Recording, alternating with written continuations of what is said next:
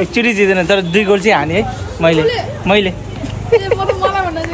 एकचोटि पास भएन ल प्र्याक्टिसमा त के पास होला त्यस्तो तालले फेल हुने मान्छे पनि सङ्ख्यामा एकदम धेरै छन्।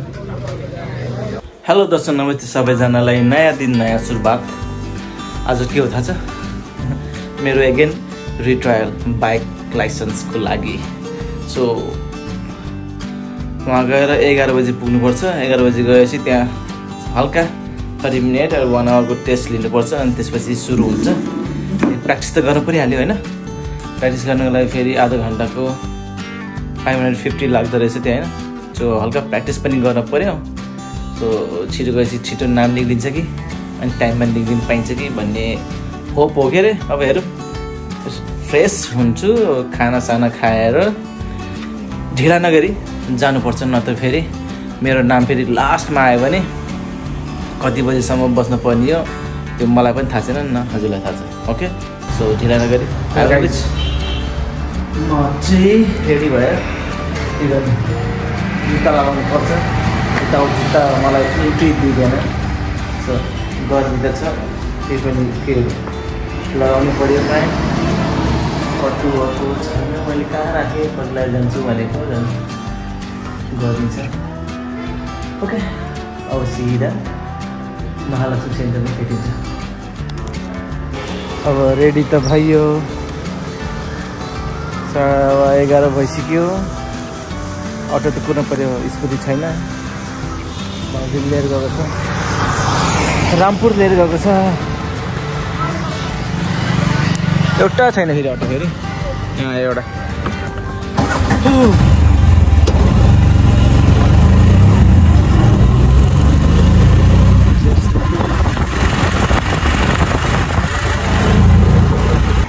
महालक्ष्मी ट्रायल सेन्टर भरतपुर कति हो थाहा छैन, मान्छे छैन यहाँ धेरै। यो रसिद काटेको बल्ल आज आएको रहेछ होइन। मान्छे चाहिँ धेरै छैन, त्यही पनि हेरौँ छिटो भ्याउँछ कि भन्ने। इन्टरभ्यू बाई महेन्द्र सुवेदी रहेछ। अस्तिकोमा त फेरि यस्तो डिटेल दिएको थिएन, नेपालीकरण गरेको त्यो डिटेल दिएको थिएन। यसपालि हालेर पठाएर रहेछ फेरि। आधा घन्टाको प्र्याक्टिस गरेर आएको, एकचोटि पास भएन ल प्र्याक्टिसमा त के पास होला त्यस्तो तालले। बाइकै कन्डिसन छैन, क्लजै राम्रो छैन। ट्राई गरेर आएको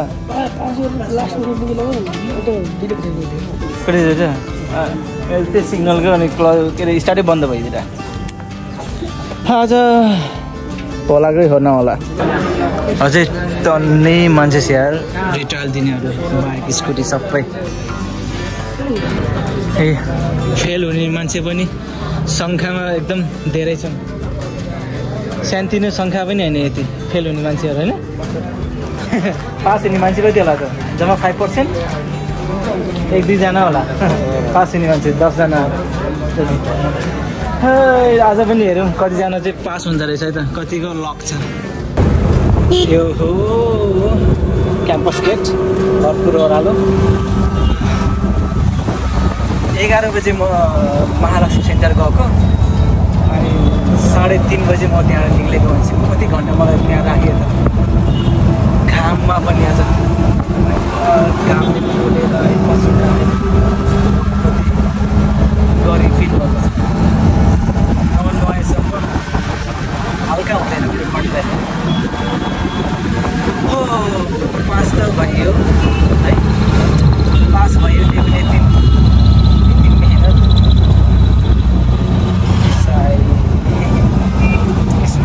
सबै। आज बाइकको लाइसेन्स पास भएको उपलक्ष्यमा हो क्या, म एक्लै बजारमा हौतारिँदै हिँडेको। यो उकालो भइहाल्यो होइन। अघि त्यही पुल्चोक गएर आएको थियो, त्यस्तो केही खास त काम थिएन, त्यो सानोतिनो काम भएको कारणले हो गएर आएको।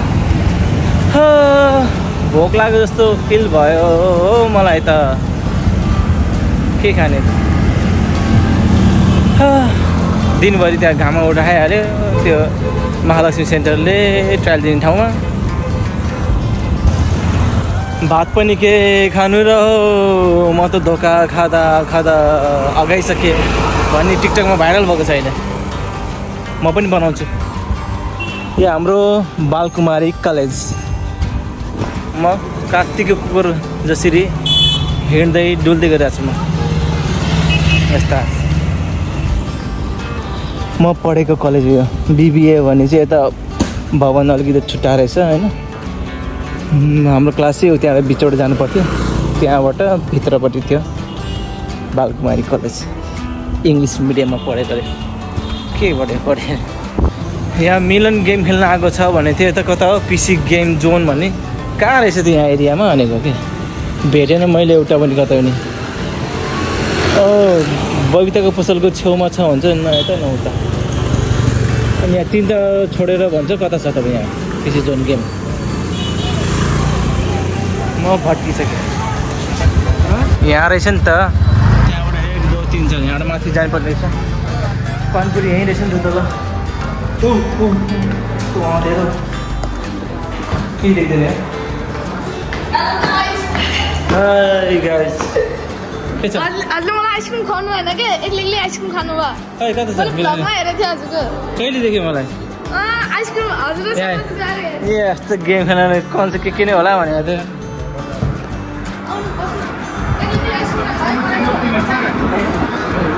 कोले खाएको थियो देखेको थियो?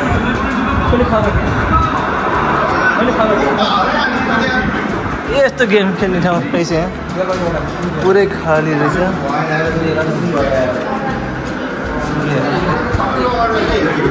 रेस्लिङ खेल्न आएको?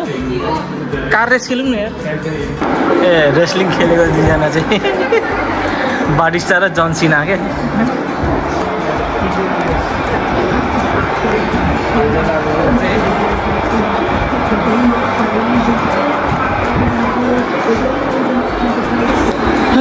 मैले जितेँ।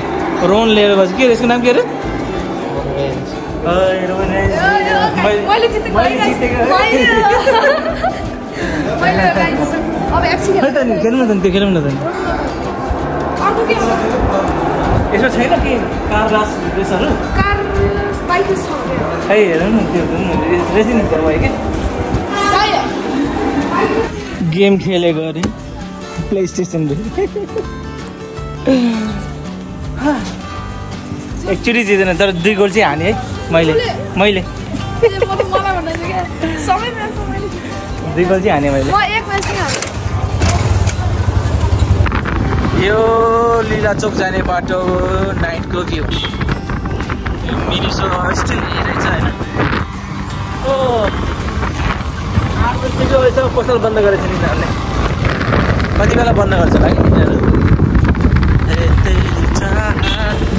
र यो लीला चोक हो। यहाँ चाहिँ बुङ्गुरको मासु राख्दो रहेछ। यहाँ बुङ्गुरको मासु पाइन्छ अरे। त्यो चाहिँ दुर्गुको घर हो। त्यो चाहिँ हामी यहाँ कति पहिला खेलेको खेलै दौडेको दौडेको हुन्थ्यो सानोमा स्कुल पढ्दाखेरि।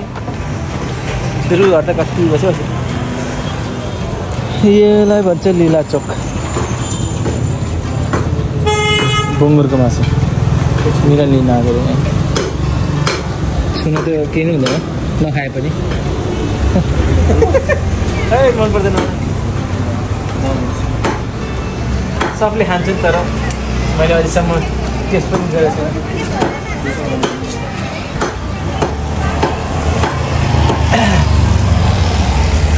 हे तेरी क्षेत्रपुटको तालिम केन्द्रको बाटो चिल्लो बाटो देखिन्छ आजभोलि।